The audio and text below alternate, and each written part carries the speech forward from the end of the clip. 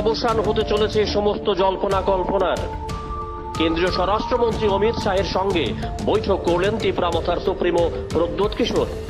বুধবার সরকারি অতিথিশালায় অনুষ্ঠিত হয় এই বৈঠক।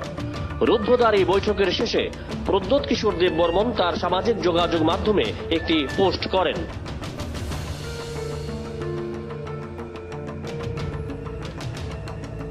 প্রদ্যোৎ কিশোর দেববর্মন সামাজিক যোগাযোগ মাধ্যমে লিখেন, কেন্দ্রীয় স্বরাষ্ট্রমন্ত্রী ত্রিপুরার জনজাতিদের সাংবিধানিক সমাধানের প্রক্রিয়া শুরু করেছেন। এই প্রক্রিয়ার জন্য আলোচনা করতে একজনকে নিযুক্ত করা হবে। এটি নির্দিষ্ট সময়ের মধ্যেই হবে। রাজ্যের ভূমিপুত্রদের প্রকৃত সমস্যা বোঝার জন্য প্রদ্যোৎ স্বরাষ্ট্রমন্ত্রীকে ধন্যবাদও জানান। প্রদ্যোৎ কিশোর বলেন, আমরা ব্রু চুক্তি স্বাক্ষরের মাধ্যমে 23 বছর পর সফলভাবে রাজ্যের ব্রু জনগণের পুনর্বাসনের ব্যবস্থা করতে পেরেছি।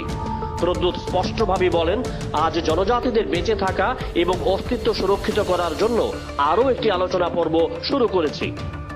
তীব্রামথার সুপ্রিমো বুঝিয়ে দিলেন, তার দাবি মেনে সাংবিধানিক সমাধান করবে কেন্দ্রীয় সরকার। তবে এই সাংবিধানিক সমাধান কি, এটা পরিষ্কার করেননি প্রদ্যোৎ কিশোর দেববর্মন। তাহলে কি গ্রেটার ত্রিপুরাল্যান্ড হচ্ছে না? গ্রেটার ত্রিপুরাল্যান্ড ব্যতীতও সাংবিধানিক সমাধান হতে পারে। এডিসিকে অধিক ক্ষমতা দেওয়া হতে পারে সরাসরি অর্থ প্রদান। কিন্তু সাংবিধানিক সমাধান কোন পথে হবে তা অবশ্যই উজ্জ্ব রাখেন প্রদ্যোৎ কিশোর দেববর্মন। যদিও প্রদ্যোৎ অমিত শাহের সঙ্গে বৈঠকের শেষে এদিন সন্ধ্যায় সাংবাদিক বৈঠক করেন। এই বৈঠকে কিন্তু প্রদ্যোৎ আবার বলেন, বৈঠক নিষ্ফলা। আসলে বিজেপি ও প্রদ্যোৎ কিশোরের মধ্যে আগাম স্ক্রিপ্টেড নাটক চলছে বলে মনে করছেন রাজনীতিকরা। কারণ প্রমাণ পাওয়া যায় প্রদ্যোৎ কিশোরের বক্তব্য থেকেই। প্রদ্যোৎ কিশোর মঙ্গলবার সিমনা বিধানসভা কেন্দ্রে সভা করেন। এই সভায় দাঁড়িয়ে আগাম বলে দিয়েছিলেন অমিত শাহ ত্রিপুরা এসে প্রদ্যোৎ কিশোরকে ডাকবেন। हमने इलेक्शन के पहले किसी का संग अलायंस नहीं किया, लेकिन आपका प्यार, आपका आशीर्वाद, आपका हंसा से हम लोग यहां पहुंचा। कल अमित शाह आ रहा है, नरेंद्र मोदी जी आ रहे हैं, हेमंत बिश्व शर्मा आ रहा है। ये स्पीच के बाद मैं आपको बोल रहा हूं, होम मिनिस्टर हमको बुलाएगा और कॉन्स्टिट्यूशनल सोल्यूशन के बारे बात करने के लिए बात शुरू करेगा। मैं उनको बोलना चाहता।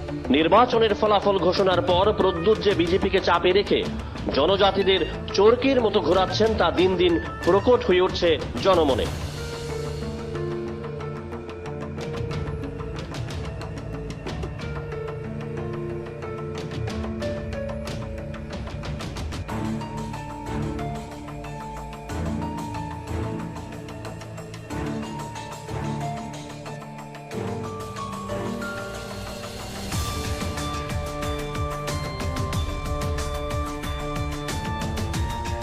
Bureau Report, Jam 24 News।